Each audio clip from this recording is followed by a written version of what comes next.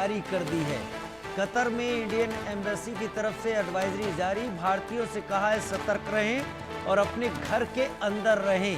भारतीय दूतावास ने ये एडवाइजरी जारी कर दी है सभी भारतीयों के लिए जो कतर में मौजूद हैं, अपने घर में रहें और सतर्क रहें, हालात पर नजर बनाए रखें, बाहर बिना किसी ज़रूरत के, अत्यधिक ज़रूरत पर ही वो बाहर निकले। तो भारतीय दूतावास लगातार नजर बनाए हुए हैं। मेजर जनरल अजय बिजनी अपना जवाब जारी रखें सर।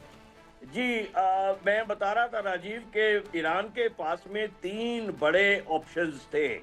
एक ऑप्शन तो जो आपका ब्रेकिंग न्यूज़ बता ही रहा है कि उसने अमेरिका के जो बेसिस हैं उसके ऊपर में अटैक किया है, उसमें मिसाइल अटैक किया है। पहले तो कतार की खबर आई थी और बाद में और भी जगहों पर उसने हमले की खबर आई है।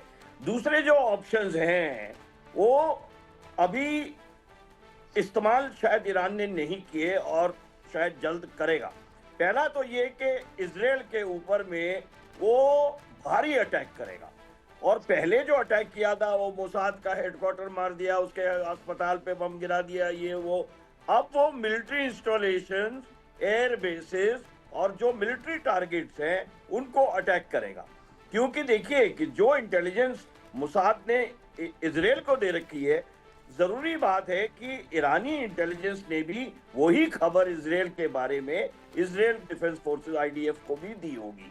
तो अब हम उम्मीद कर सकते हैं कि ईरान जो है वो इजराइल के ऊपर में भारी वर्षा करेगा और इजराइल का उस समय अब बहुत ज्यादा नुकसान होगा। एक माचिस के डिब्बे के साइज का देश है, कितना सहेगा, कितना अटैक सहेगा।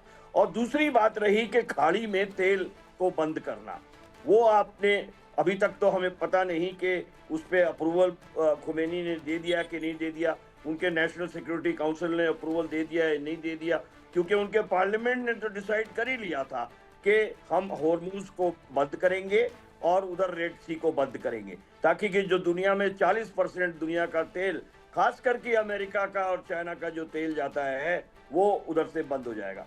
हॉर्मूज को अगर हम देखें तो अगर उसकी ज्योग्राफिया देखें राजीव, तो 30 किलोमीटर का वो पानी का स्ट्रेच है और सबसे नैरो जगह। मैं सर एक मिनट फिर आपको रोक रहा हूँ। लाइव तस्वीरें इस वक्त हमले के बाद की लाइव तस्वीरें, क्या हालत हो रही है, लोग भाग रहे हैं इस हमले के बाद।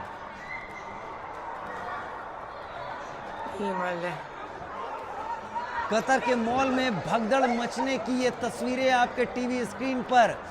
हमले के ठीक बाद कतर के मॉल में ये भगदड़ मची, जहां पर इस तरीके की चीजें अक्सर नहीं दिखती हैं, तकरीबन रोजाना नहीं दिखती हैं, या जो स्थिति इराक या ईरान की तरफ या फिर गजा की तरफ थी वो यहाँ नहीं दिखती है। लेकिन इस हमले के बाद ये भगदड़ जो मची है मॉल में, मेरे सहयोगियों ने मुझे बताया है कि ये तस्वीरें इसलिए बहुत ज़रूरी है क्योंकि कतर के मॉल में हमले के तुरंत बाद जो लोग आराम से यहाँ घूम रहे थे, शॉपिंग करने आए थे, वो बेतहाशा भागते हुए नजर आए हैं। अपने मोबाइल के जरिए किसी ने तस्वीरें ये बनाई हैं जिसमें लोग दौड़ रहे हैं, भाग रहे हैं बचने के लिए।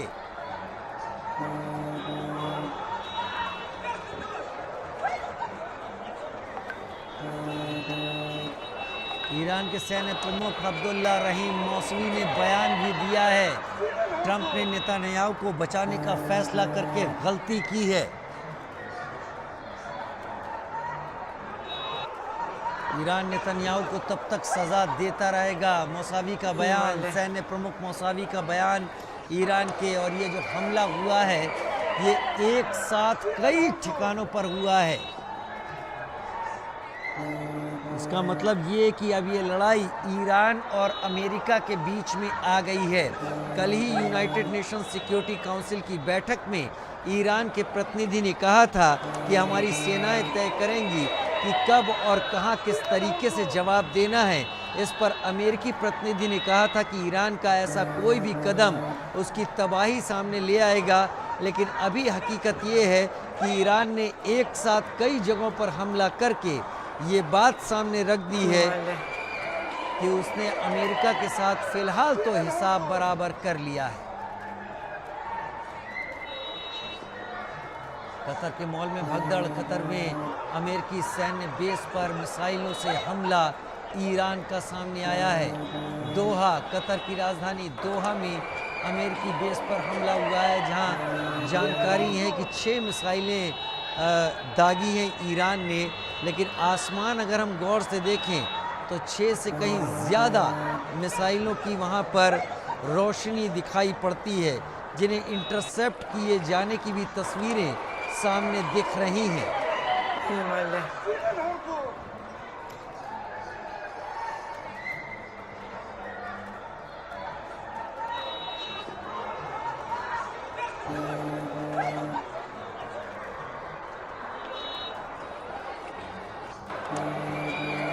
Major general AGP Jaini, wing commander Bharat Bhushan, defence expert